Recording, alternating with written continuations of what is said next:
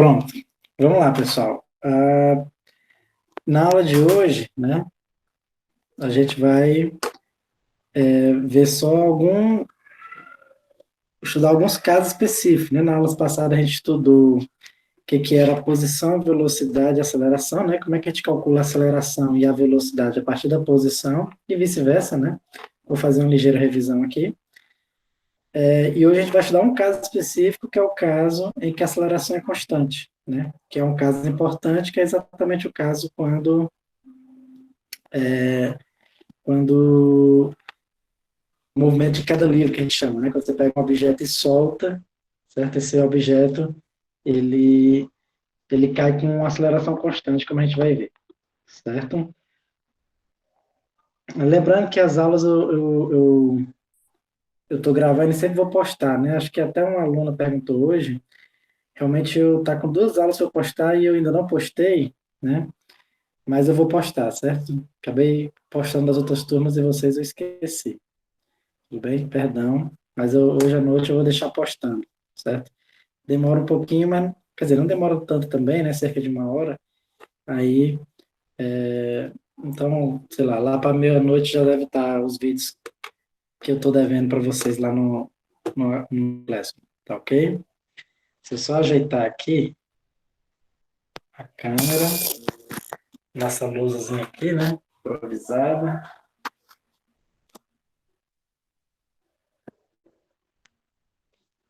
Aqui, como sempre, né? Pode ser que tenha aquele problema de oscilação da internet. Esse horário é um dos piores, né? Porque à noite está todo mundo em casa assistindo YouTube, né? Conversando no WhatsApp. Então acaba que onde a rede é uma das mais movimentadas, né? À noite. Então por isso a internet é um dos piores momentos. Então se ficar ruim a internet, vocês me avisam que eu posso esperar um pouco, espero um pouco ela melhorar, certo? Tô vendo até que a imagem não está tão boa, mas vamos torcer que vai dar uma melhorada.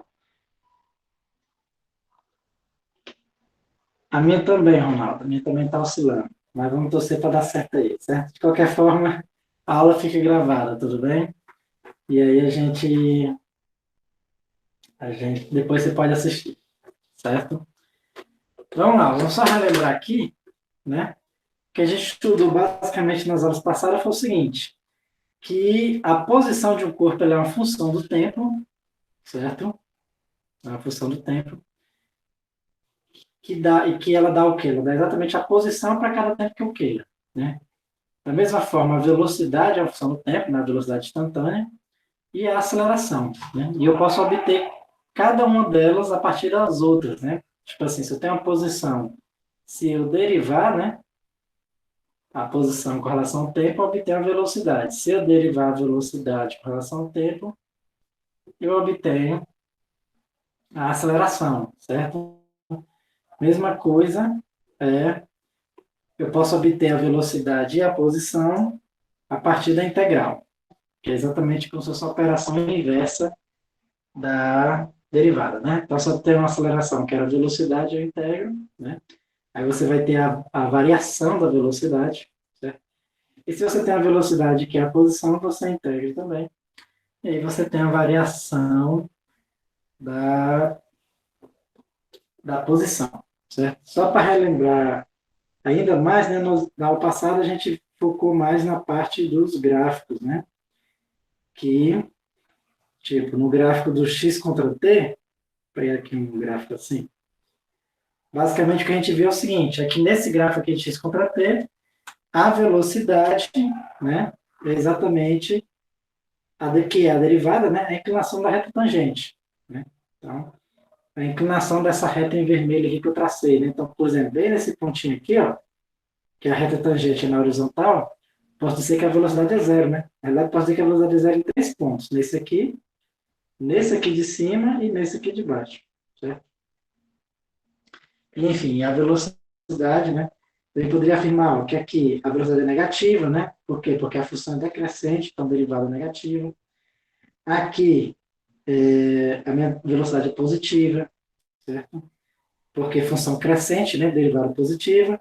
Aqui, função decrescente, derivada negativa, velocidade negativa. Aqui, função crescente, né, derivada positiva, velocidade positiva. Certo? Então, aquilo que vocês aprenderam lá no cálculo 1, certo? Você pode aplicar aqui, né? No gráfico da velocidade contra o tempo, certo? Seria um negócio assim, né? Mais ou menos assim. Bom, algo mais ou menos assim. O que eu posso falar? Em relação à derivada, né? A derivada agora da velocidade vai ser a aceleração, certo? Então, por exemplo, eu poderia dizer que bem nesse pontinho aqui, ó, a aceleração é zero, né? Nesse pontinho aqui, a aceleração é zero, que é a derivada. E poderia fazer a mesma análise, né? Ó, nessa região aqui, que a velocidade é decrescente, a aceleração seria negativa, né? Desse ponto a esse, que é a velocidade crescente, aceleração positiva, e daqui para frente, aceleração negativa, certo? Lembrando um pouquinho do que a gente aprendeu nas aulas passadas, né? Outra coisa que a gente viu também é que, se você calcular a área, né, entre um instante T1 aqui até um instante T2, certo? Por exemplo, essa áreazinha aqui, essa área vai dar igual a delta x, né? Essa área é exatamente igual a delta x, que é exatamente a integral, né? De T1 a T2 de V dt. Certo? Tudo bem? Qualquer dúvida, vocês podem perguntar no chat aí. Certo? Por último, no gráfico da aceleração por todo tempo, né? Seria algo mais ou menos desse jeito aqui, ó. Para esses casos que eu desenhei. Certo? O que a gente tem que lembrar do gráfico da velocidade por todo tempo é que, se você calcular, por exemplo, a integral de um tempo t1 ao tempo t2 aqui, certo? Que é exatamente essa área, tudo bem? Seria igual à variação da velocidade, certo? Seria o ΔV, que é a integral de a dt, de t1 a t2, certo? Bom, isso aqui é basicamente o que vocês estudam no cálculo, né? Todos esses conceitos aqui vocês estudam no cálculo, né? A parte de integral, acho que talvez vocês não estudaram ainda. Talvez começaram agora no cálculo 2, né? Mas a parte de derivada, essa parte de construção de gráficos, vocês já devem ter visto, tudo bem? É importante que a gente saiba os conceitos, apesar de que na resolução das questões a gente não usa tanto, né? Lembrando que vai ter a avaliação conceitual e a avaliação quantitativa, digamos assim. Vai ter algumas questões envolvendo derivadas, mas se eu não me engano são só duas, né? Não são muitas, certo?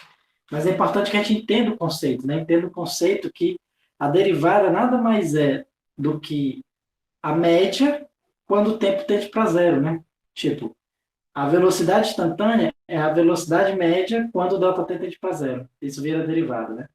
E a aceleração instantânea é a aceleração média quando o delta t tende para zero, né? Você está calculando a aceleração para um instante de tempo cada vez menor, o menor que você consegue, né? Certo? Tudo bem? Então, tendo basicamente a gente viu isso aqui. No finalzinho da aula passada, eu ainda falei um pouquinho sobre o movimento uniforme, né? Que o movimento uniforme é aquele em que a velocidade é constante, certo? Hoje a gente vai ver mais um caso especial, certo? Que é o caso em que a aceleração ela é constante, certo? E a gente chama do movimento uniformemente variado, né? Mente variado, certo? Bem que os livros do ensino superior não usam tanto esse termo, né? Mas eu vou usar porque vocês devem ter estudado isso aqui lá no ensino médio, certo? Mesmo que vocês não lembrem de tudo, mas vocês devem lembrar, pelo menos do que já ouviram falar desse termo, né? MUV, certo? Então, o que era o N e o V lá quando vocês estudavam no ensino médio? Né? Basicamente, a definição do movimento uniformemente variado é que a aceleração, né, aquela função aceleração, certo? Ela é um valor constante, certo? Um valor constante. E, assim, é um caso, apesar de um caso, digamos assim, simples, básico, né, didático até, mas é um caso com bastante aplicação, né? Um carro freando, por exemplo, ele freia aproximadamente com um movimento uniformemente variado, né? Um carro acelerando, se ele estiver com baixas velocidades, né, ele também acelera relativamente com um movimento uniformemente variado, né? Então, assim, e também, né, o caso mais, sem sombra mais comum é quando você solta um objeto, né? A gente vai discutir ainda hoje, quando você solta um objeto, esse objeto ele cai com um movimento uniformemente variado, né, com aceleração constante, certo? Vamos só ver as equações e depois a gente estuda alguns casos, certo? Então vamos lá. Se no movimento uniformemente variado, né, a aceleração é constante, como eu falei, a partir da aceleração você consegue deduzir todas as outras fórmulas, né, que é o que a gente vai fazer agora rapidamente, né?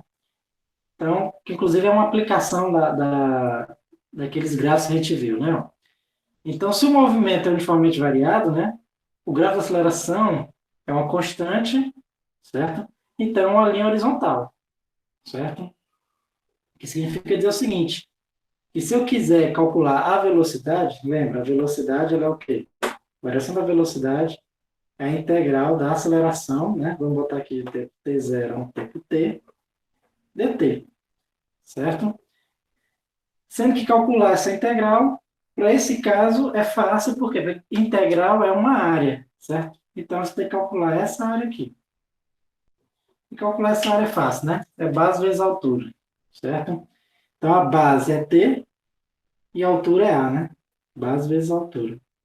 Então, ou seja, eu posso escrever o seguinte, ΔV eu vou escrever como sendo v menos o v0, velocidade inicial, né? Velocidade final menos a inicial, vai ser igual a vezes t, né? O t vezes a, tanto faz. Mas eu vou escrever a vezes t, que normalmente a gente escreve a vezes t, certo? E aí a gente acha que a minha velocidade vai ser, passa o v0 para o lado de lá, v0 mais at, né? Que é a equaçãozinha que vocês devem ter visto lá no ensino médio, né? A famosa VOAT, né? Não sei se vocês lembram disso, mas o pessoal costuma chamar lá do ensino médio de VOAT, certo? Que equação é essa? É a equação que me dá a velocidade, certo? Para qualquer instante de tempo, no movimento uniformemente variado, certo? Movimento uniformemente variado.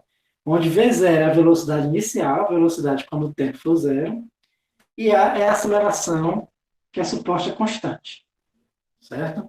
Então, ou seja, aqui a gente já achou a equação, a aceleração era constante, né? A equação da velocidade é essa aqui, ó. V igual a V0 mais AT de T, né? É aquela função do tempo, né? Que eles costumam botar assim, ó. O V de T, né? A função do tempo é V0 mais AT, certo? E agora vamos achar a equação da posição com relação ao tempo, certo? E para isso vamos lembrar o seguinte, essa equaçãozinha aí, certo? Não sei se vocês estão afiados aí na matemática ou não, mas essa equação aqui, lá na matemática a gente chama de uma função afim, né? Essa função aqui. Que lembrando, né, ó, o V0 é um valor constante, sei lá, 5, a aceleração também, 2, né? Aqui seria um exemplo da velocidade de um movimento uniformemente variado, certo? Isso aqui é um polinômio do primeiro grau, né? Também conhecido como função afim, certo? E o gráfico de uma função afim de polinômio do primeiro grau, ele é uma reta, né? Então, se for desenhar o gráfico, ele vai ser uma reta assim, ó. Onde é que é a velocidade inicial, V0, certo? E é uma reta, só para relembrar aqui um pouco mais, é uma reta que ela é crescente se a aceleração for positiva ou decrescente se a aceleração for negativa. Certo? Então vamos lá, mas sabendo disso, agora eu quero calcular a equação da posição. E eu sei que a variação da posição é a integral, né? Tempo t igual a 0 a t, da velocidade dt. Certo?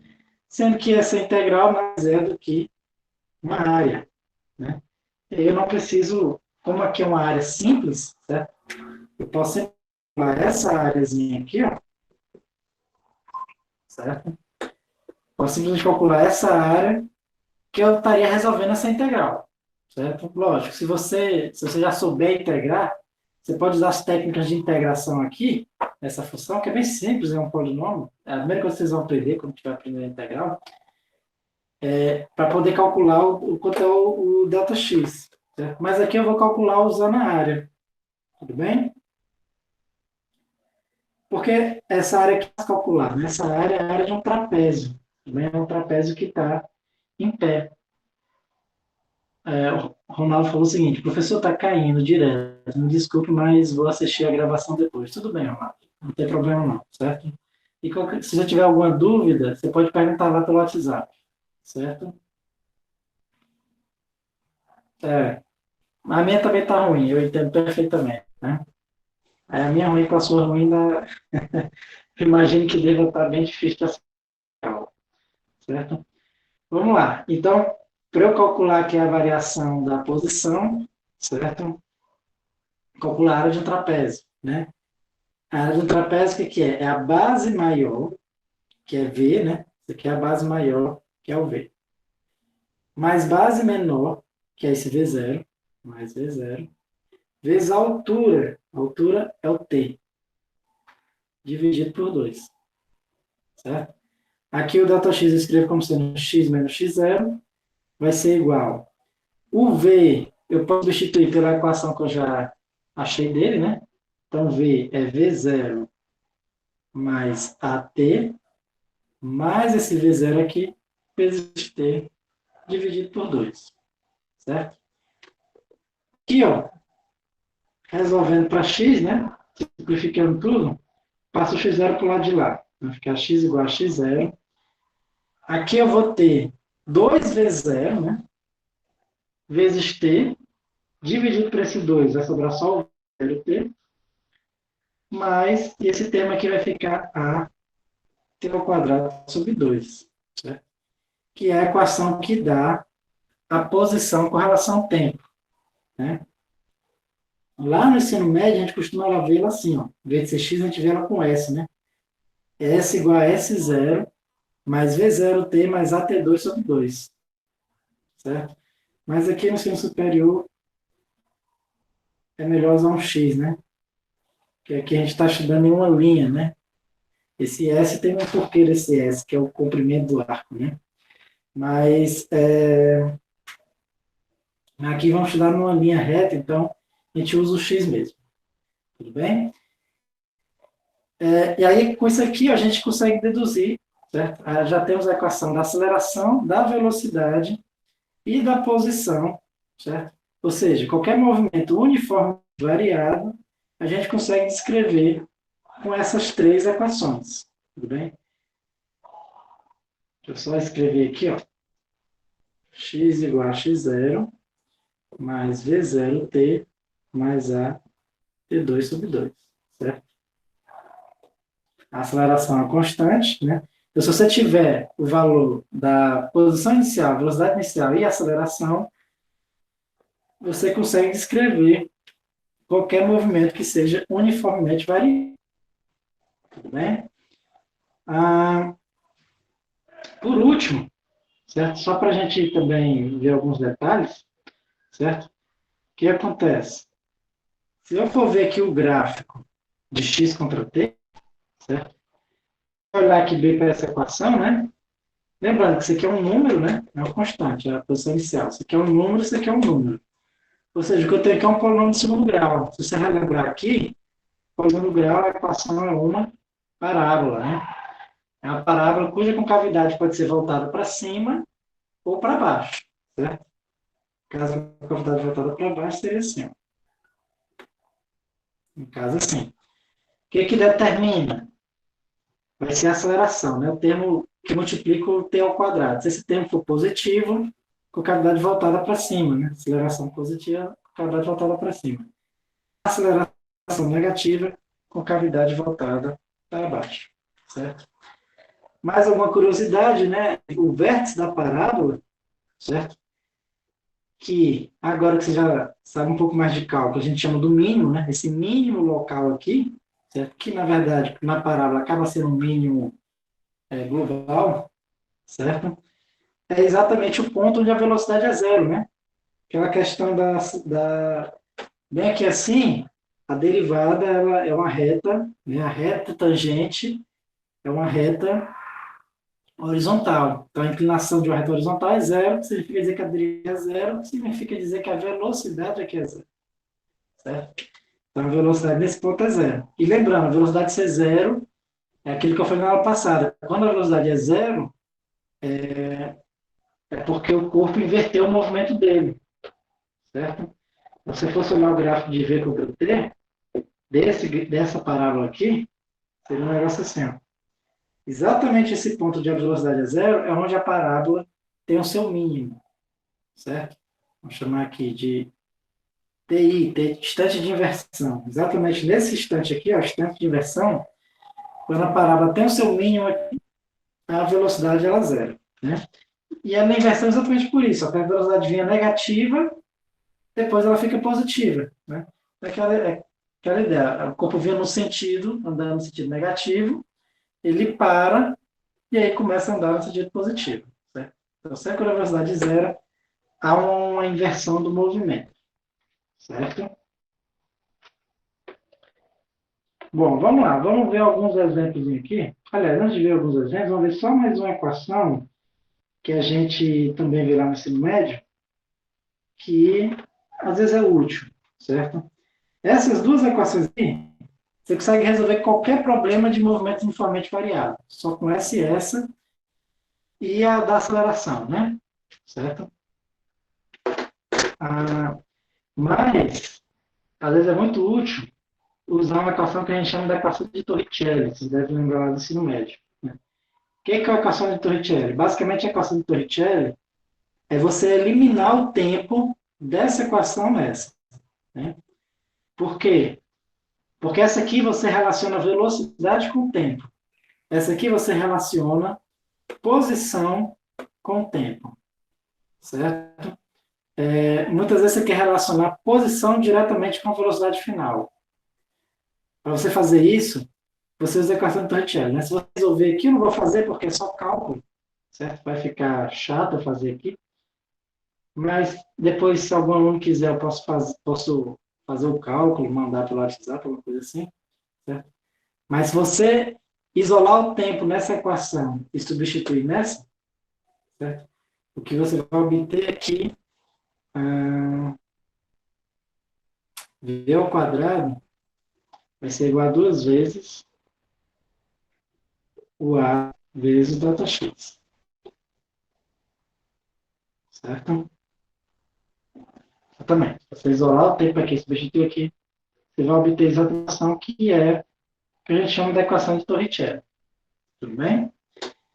E aí, a gente usa essas três equações aqui, principalmente, para poder resolver alguns problemas de movimento uniformemente variável. Certo? Vamos resolver aqui alguns exemplos. Né?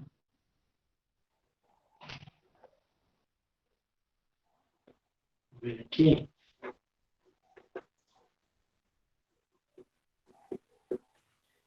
Vamos fazer o seguinte.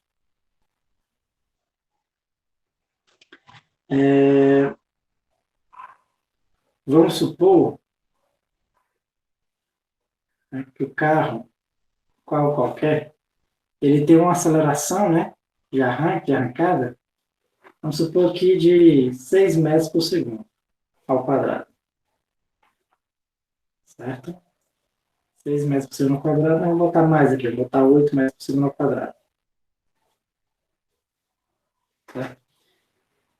E vamos supor o seguinte, o carro tem uma aceleração de 8 metros por segundo ao quadrado, né, de arranque, E ele quer saber o seguinte, primeiro, quanto tempo leva, certo? O intervalo de tempo que leva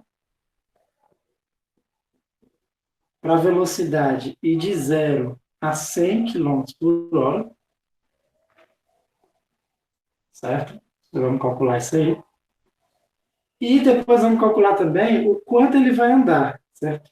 O deslocamento desse corpo durante essa aceleração, certo? Ou seja, ele levou para sair de 100, a velocidade de 0 até 100 km por hora. Tudo bem?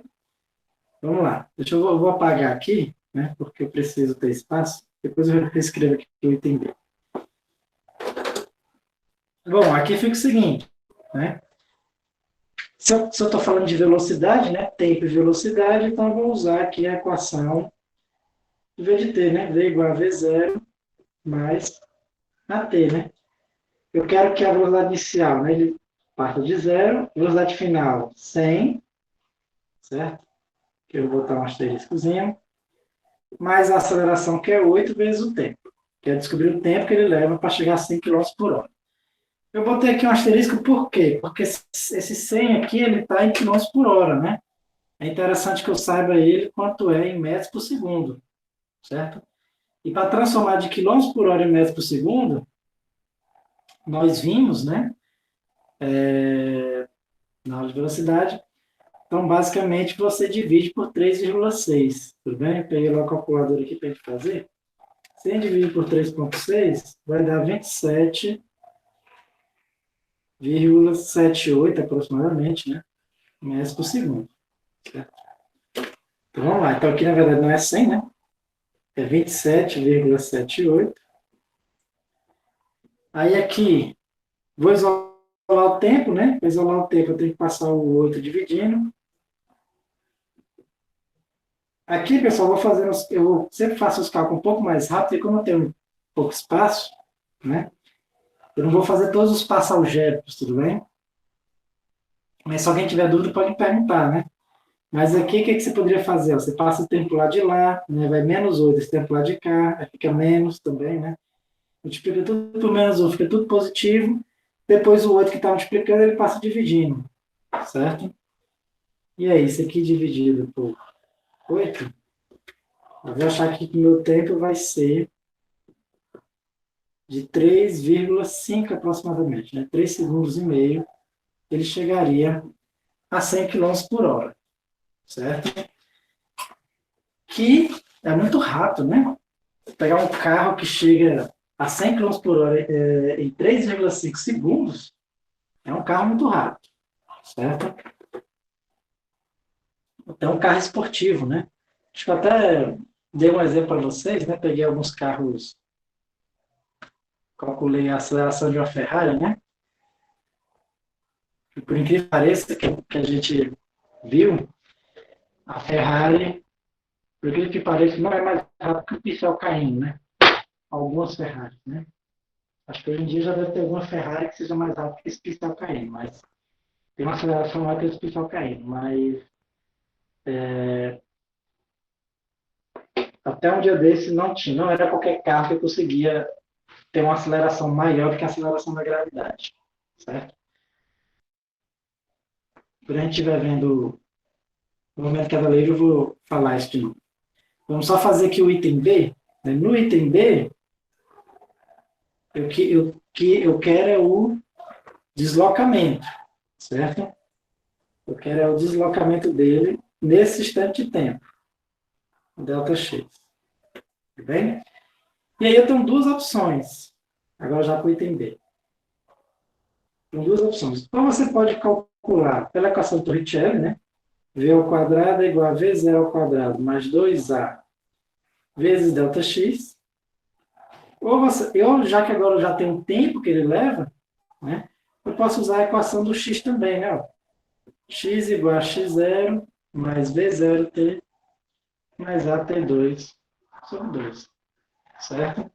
Posso fazer as duas formas, né? Vou até fazer as duas formas bem rapidinho aqui, né, para mostrar que vai dar a mesma coisa. Lembrando que o tempo final aqui é de 3,5 segundos. Então, eu posso calcular o seguinte, ó.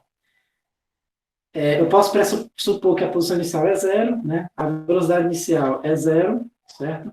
Então, meu x vai ser a aceleração, que é 8, vezes o tempo, que a gente viu que era aproximadamente 3,5 ao quadrado, dividido por 2, né? Então, o corpo vai se deslocar. Deixa eu ver aqui quanto é que dá isso aqui. Isso ao quadrado, vezes 8, dividido por 2. Dá aproximadamente 48,2 metros por metro. Ou seja, ele vai andar ali quase 50 metros, né? Até alcançar os 100 km por hora.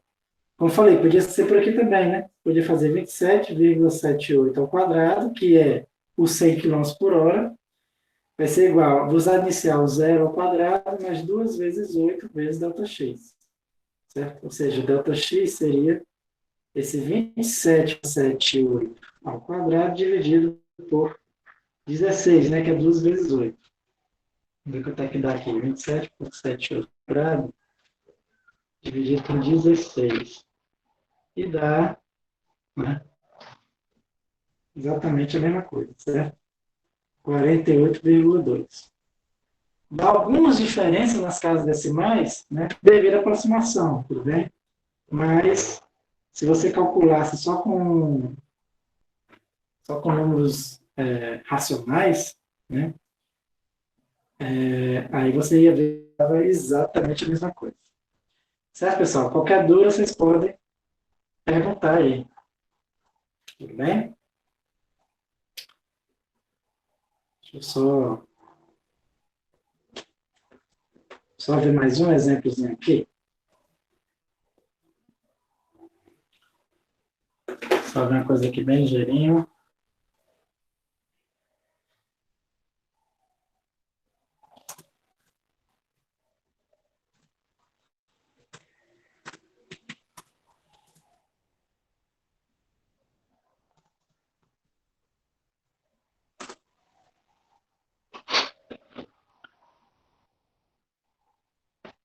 Vamos lá, pessoal. Vamos calcular, certo? Quanto é a aceleração de frenagem de um carro, ou seja, aproximadamente qual a aceleração do carro quando ele está freando. Tudo bem? Deixa eu só ver aqui.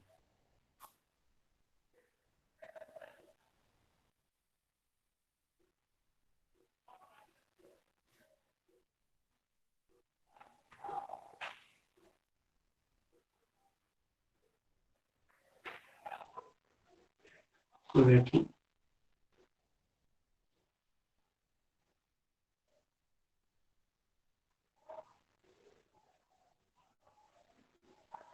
Pronto, eu até achei aqui um site, né?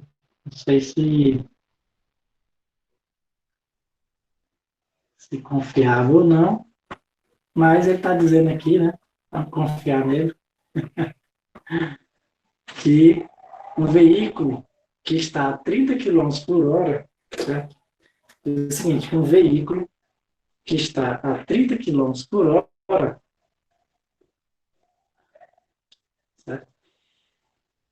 Para frear até 0 km por hora, né? Até parar, né? Frear até parar, ele anda, ou seja, ele percorre ainda uma distância de 14,7 metros, certo? Então, vamos supor que isso seja verdade, né? Que um veículo anda cerca de 14,7 metros, né? Interessante foi a precisão aqui. A gente pode botar 15 também, né? Vamos deixar 14,7 para ficar uns números mais quebrados. De 30 km por hora até 0 km por hora, ele vai andar ainda 15 metros, certo? Essa pessoa pisando no freio, né? Então, vamos calcular quanto é a aceleração, a desaceleração desse carro, certo? E aqui eu posso calcular usando a equação de Torricelli, né? Eu quero saber quanto é a aceleração. Tudo bem? Como é que eu posso fazer? V ao quadrado igual a V0 ao quadrado mais 2A delta x. Certo? Velocidade final é zero, né? A velocidade inicial é 30, está em km por hora. Vamos transformar aqui para metro por segundo. Dividido por 3,6. 30 dividido por 3,6, eu vou botar aqui, vai ser exatamente igual a 8,333 metros por segundo. Então, aqui é 8,333, né, metros por segundo ao quadrado, ou 8,3 ao quadrado, né? Mas a aceleração vezes o quanto ele se desloca, que é 14,7. 14,7. Vamos só fazer esse cálculozinho aqui, ó. Minha aceleração dá... aqui eu também já vou fazer tudo... Já vou isolar aqui rapidamente, porque eu tenho pouco espaço aqui para escrever, né? Então vai ficar o seguinte. Vezes 14,7. Né? Fica menos 8,3 ao quadrado, dividido por 2 vezes 14,7. Né? Isso aqui vai dar... Deixa eu ver aqui. Dividido por 7, quanto é que vai dar? Então, a aceleração aqui daria de menos 2,36 metros por segundo ao quadrado. Certo? Seria aproximadamente isso aqui, a aceleração de um carro freando. Certo? Menos 2,36 metros por segundo ao quadrado. Tudo bem? Claro que depende muito também, né, essa velocidade de frenagem, depende muito de como o motorista pisa no freio, né? Eu acho que aqui está uma aceleração, aqui o cara pisou de forma bem suave, né? Dá para frear com uma aceleração maior do que isso aqui, certo? Até porque, geralmente, a frenagem do carro, a aceleração é muito maior do que a aceleração do carro, né? Certo? Mas suponhamos que isso aqui é verdade, né? Esse aqui seja a aceleração do carro. Vamos calcular qual a distância que ele andaria para frear de 100 km por hora quando você está a 100 km por hora. Né? E quer diminuir para zero. Qual a distância que você andaria se a sua desaceleração, né, é de menos 2,36, ou seja, vamos botar aqui, opa, eu quero saber quanto você desloca, sabendo que a sua aceleração é de menos 2,36 metros por segundo ao quadrado. Certo? Então vamos fazer o mesmo, fazer o cálculo agora, certo? Quanto o carro anda ainda, né? Essa aceleração. Vamos ver aqui. A Lúcia perguntou qual a forma da aceleração para descobrir a aceleração. Pronto. Por exemplo, nessa questão aqui, qual foi a fórmula que eu usei para achar a aceleração? Usei essa aqui, ó. V0 ao quadrado mais 2A delta x. Né? Você pode usar essa aqui, todas as fórmulas que tem aceleração, você pode usar para poder achar a aceleração, certo? Essa aqui tem a aceleração do próprio x, né? Podia ser que ele desse as informações do problema de tal forma que você precisasse usar essa aqui. Pode ser essa aqui também. Ou, no caso do movimento uniformemente variável, você pode dizer que a aceleração ela é igual à aceleração média, né? Você pode usar que a aceleração é ΔV sobre ΔT. Tudo bem? Mas somente para um movimento uniformemente variável, certo? Se você pegar qualquer outro movimento, você não pode dizer que isso aqui é verdade. A aceleração média é isso aqui, mas a aceleração mesmo não é isso aqui, certo? Na verdade, usar essa equação é equivalente a usar essa aqui, ó, V igual a V0 mais AT, certo?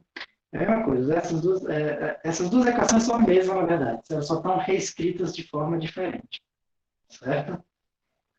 Mas, teoricamente, usar qualquer uma das três, né? Como as três envolvem aceleração, você tem qualquer uma das três, certo? E até essa aqui. Tudo bem? Vamos lá. Sim, mas o que eu quero agora é o seguinte. Quero calcular quanto é que ele deslocou, e aí eu vou calcular usando também a equação de Torricelli, né? É mais fácil. Supondo que ele tem essa desaceleração, certo? Com a distância que ele vai andar, tudo bem? Então vamos lá, a velocidade final é zero, certo? Velocidade inicial seria os 100 km por hora, só que 100 km por hora dividido por 3,6, né? Que dá 27,777, né? Vou botar aqui, ó. 27,78 aproximadamente, mais por segundo. Vamos botar aqui, ó, 27,78 ao quadrado. Mais duas vezes a aceleração, que é esse menos 2,36 vezes o ΔX. Certo? Você está dando para ver, acabou ficando apertado aqui, mas aqui é o ΔX, certo? Vamos resolver tudo isso. Já vou isolar aqui, como tem pouco espaço, já vou botar aqui, algebricamente ela fica assim, ó, dividido por aqui, beleza. Duas vezes 2,36. Então, meu ΔX, vamos fazer direto aqui. Eu estou fazendo direto, pessoal, mas se vocês quiserem, eu posso explicar no passo a passo, né? 2,36.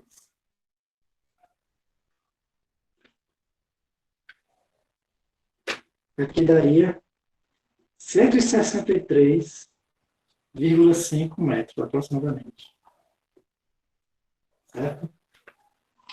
Ou seja, se o carro começasse a frear a 100 km por hora, né?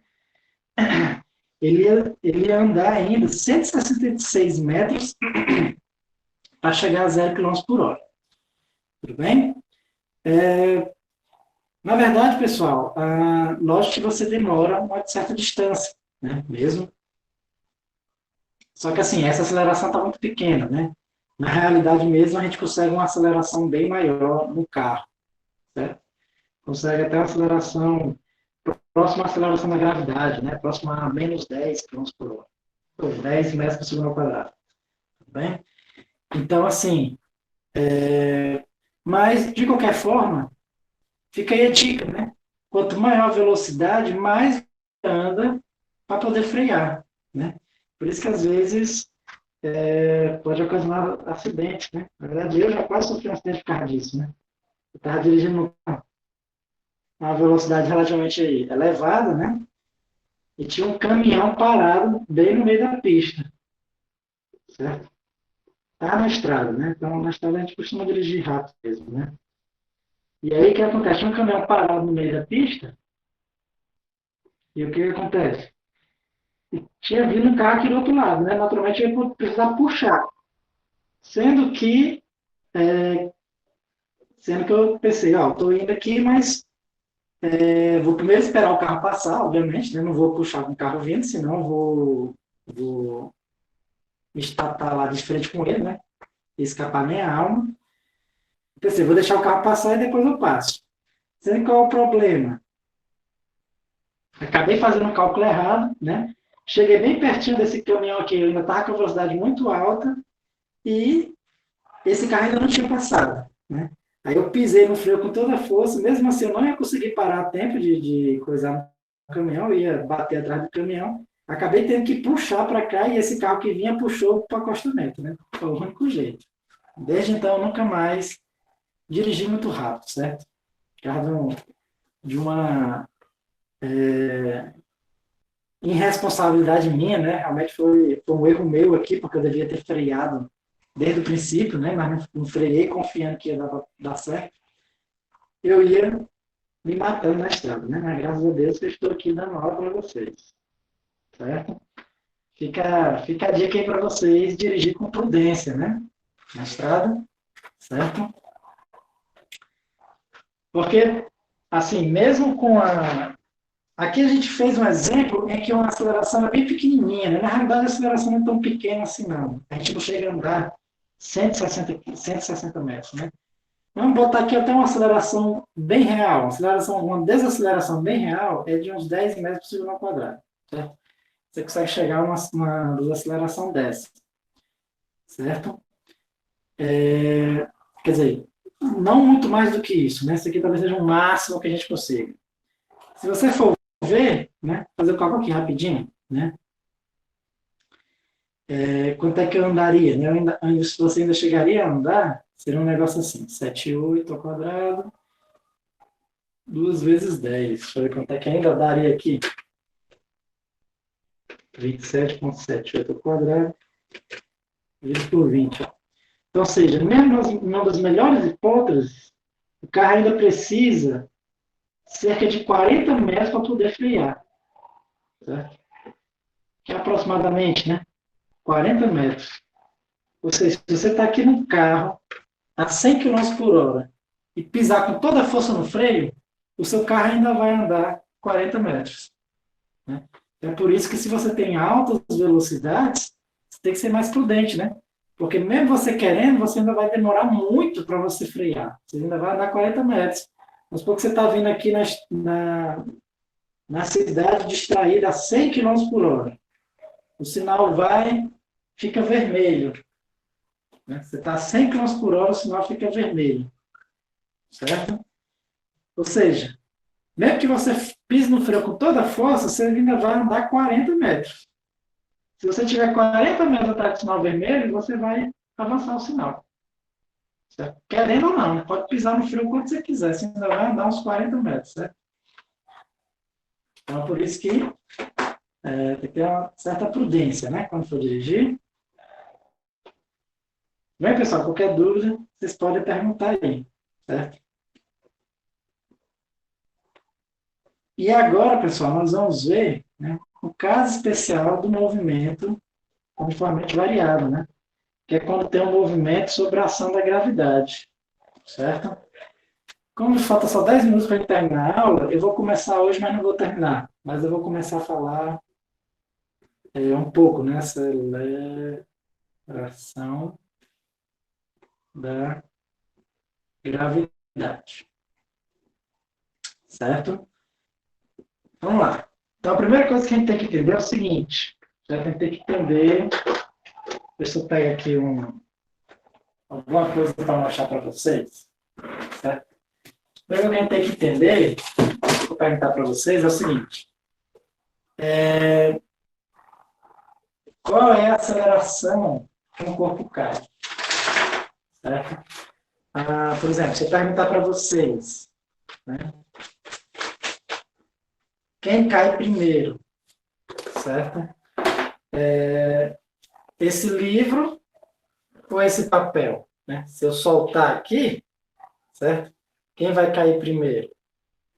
Certo? Vamos soltar aqui. Né? Bom, não sei se vocês viram, né? A internet também está meio ruim, também não deu para ver. Mas quem caiu primeiro foi o livro, né? O papel até caiu em cima do livro, né? Não teria ter acontecido se o papel tivesse caído primeiro. Então, aí você pode falar, professor, mas lógico que o livro vai cair primeiro, porque ele tem uma massa maior, certo? Só que aí tem um problema, né? Aí eu pergunto para vocês, eu tenho esse livro e o pincel, quem tem a massa maior, certo? O livro, naturalmente, né? Vocês não estão sentindo peso aí, mas o livro ele é bem mais pesado que o pincel. E se eu soltar os dois aqui, mais ou menos na mesma altura, né? Não sei se deu para reparar aí, né? Esse nosso experimento aqui improvisado, mas os dois caíram juntos. Né? Foi igual, exatamente. Né? Aí, ou seja, então, que diabo é isso? O papel ele cai mais lentamente. Né? E o pincel cai junto com o livro, né? Por que isso acontece? Né? A gente tem que entender o seguinte, só para finalizar nosso último teste. Né? Mas o nosso último teste, se eu soltar o livro e o papel, os dois juntos assim, o que vai acontecer? Né? Tem duas possibilidades, né? Ou o livro vai cair primeiro e o papel vai ficar para cair depois, certo? Ou os dois vai cair junto, certo? Então vamos entender o que aconteceu aqui, né? Então se eu soltar os dois, ó, que batada grande, né? Vocês vão perceber, mas os dois caíram juntos, certo? O que eu quero mostrar com esse experimento? Que é o seguinte, certo? Que em geral, a aceleração em queda livre, certo? Ela é a mesma independente da massa, né? Ó. A aceleração queda livre, conhecida como aceleração da gravidade, ela é de aproximadamente 9,8 metros por segundo ao quadrado. Foi o que aconteceu com o livro e com o pincel. Quando eu solto os dois, você vê que os dois caem juntos. Independente da massa, certo? A aceleração é a mesma. Certo? A aceleração é exatamente a mesma dos dois, certo? Não depende da massa. Isso é uma coisa contraintuitiva, né? A gente sempre acha que o que é mais pesado cai primeiro, mas não é verdade, certo? Se eu tivesse aqui um livro e uma bola de boliche aqui, eu soltasse os dois, você ia ver que ia cair os dois ao mesmo tempo, certo? Lógico, eu ia quebrar aqui a minha mesa de vidro, mas ia cair os dois ao mesmo tempo, certo? Mas pode dizer, mas professor, quando você soltou o papel, o que foi que aconteceu? Né? Bom, quando eu soltei o papel, é porque passou a agir outra força, né? Agir outra força além da força gravitacional, certo? Por quê? Porque no papel, né, o que acontece? No livro, tanto no livro quanto no pincel, só agiu duas forças. A força gravitacional, que quando a gente estiver vendo, que daqui a algumas aulas a gente vai chamar essa força de força-peso. Tanto no livro quanto no pincel, só estava agindo essa forçazinha aqui, ó, força-peso. No papel, age a força-peso do papel, certo? Sendo que também está agindo a força de resistência do ar. É por isso que a força, que também a gente vai estudar, certo? Força de resistência do ar. É por isso que o papel ele cai mais lentamente. Tudo bem? Por isso que o papel cai mais lentamente. O livro não cai. Então, como a força a mesma força peso, né? Não é a mesma força, mas apenas a força peso agindo no livro e no pincel, eles caem com a mesma aceleração, certo? Ah, quando a gente vai vendo a lei de Newton, pronto, essa força que agiu no papel, na verdade, não é o empuxo, é a força de resistência do ar. Né? O que é a força de resistência no ar? É como se fosse uma espécie de vento. Né? Vou dar um exemplo. Se você está num carro parado, aliás, um carro parado não, um carro a 10 quilômetros por hora, você abre o vidro e bota a mão para fora. O que você sente? Se ele está a 10 quilômetros por hora, você sente um leve vento aqui passando pelas suas mãos. Né? Agora, se você o carro ele fica a 100 quilômetros por hora, se ele fica a 100 quilômetros por hora e você bota a mão para fora, você vê um vento bem forte empurrando a sua mão. Né? Esse vento bem forte empurrando a sua mão é o que a gente chama de força de resistência do ar. Certo? Não é que tenha um vento ali, lá de fora do carro. É o fato do carro estar andando muito rapidamente dentro do fluido, né? Acaba que a nossa mão se choca com as partículas do ar que estão paradas, e esse choque a gente sente como se fosse um vento passando pelas nossas mãos, né? E empurrando a nossa mão para trás. Tudo bem? Isso é a resistência do ar, certo? Para deixar um pouquinho mais claro aqui as coisas, na verdade, pessoal, a resistência do ar, ela age em todos os corpos, ou seja, ela estava agindo no livro e estava agindo no pincel também, certo? Mas o que acontece? A resistência do ar no livro e no pincel, ela é desprezível. Ela é desprezível, tudo bem? Então, praticamente, só age a força gravitacional neles. Não age outra força. Certo? A força de resistência é desprezível. A gente pode desprezar. No papel, não. No papel, como o papel tem uma área muito grande, né? Uma área muito grande e um peso muito pequeno, né? Para essa distribuição dessa área, certo? Então, a resistência do ar é muito significativa nele. E aí ele realmente cai mais lentamente que o livro, certo? Tipo assim, se eu pegasse esse livro aqui e eu conseguisse esticar ele numa área gigantesca, né? Sei lá, se eu conseguisse, se ele fosse uma peça só, né? E eu fosse espremendo ele e ele fosse esticando aqui para os lados, né? E ficasse bem grandão, ele cairia também bem lentamente, como esse papel, certo? Por quê? Porque se você aumentar muito a área, você aumenta a força de resistência do ar, certo? É tanto que, se eu pegar esse mesmo exemplo, né? Você está no carro a 100 km por hora, você bota a mão assim, você vê um vento bem forte empurrando a sua mão, mas se você fizer assim, você não sente mais, né? Por quê? Porque aqui a área de encontro com o ar é bem pequenininho. Mas se você fizer assim, a área é bem maior. certo? Mas o importante é que a gente entenda o seguinte, isso até conceitualmente, né? Aquelas questões de conceito vai ter uma questão dessa, né? Que se a gente desprezar a resistência do ar, ou seja, se a gente está trabalhando no caso do livro ou do pincel, certo? Em que a resistência do ar pode ser desprezível, certo? Todos os corpos vão cair com a mesma aceleração, né? Esse experimento, na realidade, né, que primeiro fez esse experimento foi Galileu Galilei, né? Ele escreveu até em seu livro, certo? Em que ele jogava, né? No livro ele pressupunha que o personagem jogava uma pedra e uma pedra grande, menorzinha, da Torre de Pisa, né? Aquela torre que é torta, né? Que na época de Galileu não era torta ainda. E você conseguia ver que os dois chegavam ao mesmo tempo, certo? Na realidade, lá no livro de Galileu Galilei, ele até dizia que a pedra maior chegava primeiro, mas ela chegava primeiro numa proporção que não fazia sentido. Lá ele cita, né? Não tem como eu esconder essa diferença na, levando algumas outras coisas em consideração, certo? E aí foi quando a gente começou a descobrir, né, que corpos mesmo com massa de diferença caem iguais, certo? Se você considerar a resistência do ar. Tudo bem? Ah, outro fator também que é importante para a gente desconsiderar a resistência do ar é que os corpos não podem ter muita velocidade, certo? Velocidade muito alta. Quando a gente vai vendo leis de Newton, a gente vai ver nessa disciplina ainda, a gente vai ver que os corpos que a resistência do ar ela é proporcional à velocidade, certo? Na verdade, a gente vai ver que ela é proporcional à velocidade ao quadrado, certo? Então, quando a velocidade aumenta muito, a resistência do ar aumenta muito, certo? Então, eu falei que esse livro aqui praticamente não haja resistência do ar nesse movimento aqui, por quê? Porque ele caiu só alguns centímetros.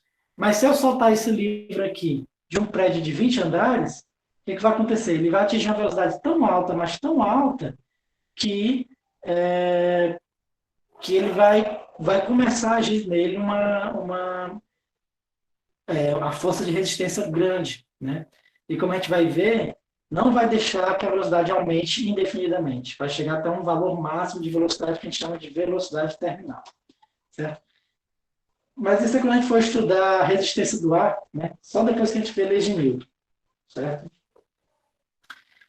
Só também para explicar uma última coisa, porque quando eu soltei o livro e o papel junto, eles caíram juntos, né? Porque o livro, ele criou um vácuo para o papel, né? Quando eu solto só o papel, tem o ar aqui e o ar vai fazendo o papel cair mais, né? Mas quando tem um livro aqui embaixo, o livro ele vai expulsando o ar para os lados, né? Ele vai caindo e expulsando o ar para o lado. Então o ar não afeta o papel. É por isso que eu solto os dois juntos, eles caem juntos, certo? É semelhante ao pegar vácuo, né? Vocês já ouviram falar em corrida de Fórmula 1, um carro pega vácuo do outro, né? Tem muito moto que faz isso também em carro, né? Só que é perigoso, né? Se tiver alguém que dirige moto aí, não recomendo fazer isso, porque se o carro frear de uma vez, você só vai se lembrar quando estiver no céu ou no inferno, certo? Tudo bem, mas o que é mais importante para a gente deixar claro na aula de hoje é que se a gente desprezar a resistência do ar, se a gente puder desprezar a resistência do ar, certo? Todos os corpos vão cair com a mesma aceleração, que é com a aceleração da gravidade, certo? De 9,8. Tudo bem? Vamos fazer o seguinte, já está dando mais ou menos 1 hora da nossa aula, né? Eu não quero me estender mais do que 1 hora de aula, certo? Senão fica muito chato, até nem posso assistir depois de gravado. Então, podemos ficar por aqui, certo? A próxima aula a gente retorna estudando um pouco do movimento sobre a ação da gravidade, né? Vou falar mais algumas curiosidades, né? Como, por exemplo, o fato de que a aceleração máxima que o nosso corpo aguenta sem desmaiar é de 10 vezes a aceleração da gravidade, né? Foi o registrado, né? Uma pessoa conseguia aguentar 10 vezes a aceleração da gravidade sem desmaiar. Acima disso, a gente desmaia, certo? E se for muito acima disso, a gente morre, né? Nossos órgãos internos se chocam contra os nossos ossos, né? E você pode ter uma hemorragia interna, certo? Ou até uma morte cerebral, né? Porque o cérebro mesmo, ele pode se chocar contra o crânio e ter danos permanentes, certo? Mas por hoje a gente fica por aqui, certo, pessoal? Então a gente se vê sexta-feira, né? Vamos ver como é que a gente pode morrer com alta aceleração, tudo bem? Tô brincando, certo, pessoal? Mas a gente vai ver mais ou menos isso mesmo, certo? Então até sexta, pessoal. Boa noite. Espero que vocês tenham uma boa semana aí. Sexta-feira a gente se encontra, certo? Boa noite, Gabriel. Boa noite, Lúcia. Até sexta.